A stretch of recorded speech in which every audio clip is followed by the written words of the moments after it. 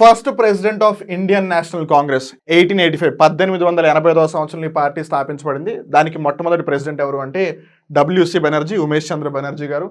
First foreign secretary of India వచ్చేసి KPS Menon గారు.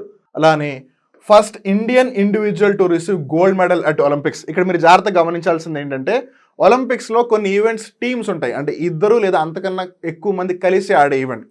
So ఒకళ్ళే గెలుచుకుంటే దాన్ని ఇండివిజువల్గా అంటారు, ఇద్దరు లేదా అంతకన్నా ఎక్కువైతే అది టీం అయిపోతుంది. సో అలా ఒలింపిక్స్లో ఇండివిజువల్గా గోల్డ్ మెడల్ గెలిచిన ఫస్ట్ పర్సన్ ఎవరు అంటున్నారు, అభినవ్ బింద్రా గారు. షూటింగ్లో గెలుచుకున్నారు అది.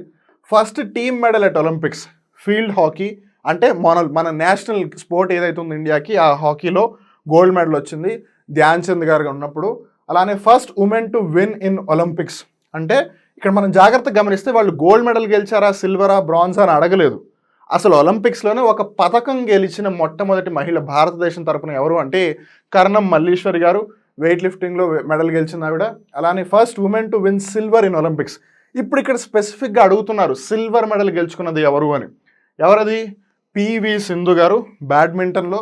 అలానే first women to win a medal in wrestling క్రీడలో ఒక మెడల్ గెలుచుకున్న, అగైన్ ఇక్కడ బ్రాంజా, గోల్డా, సిల్వరా అని చెప్పలేదు. ఆ విధంగా మెడల్ గెలుచుకున్న మహిళ ఎవరు అంటే సాక్షి మలిక్ గారు.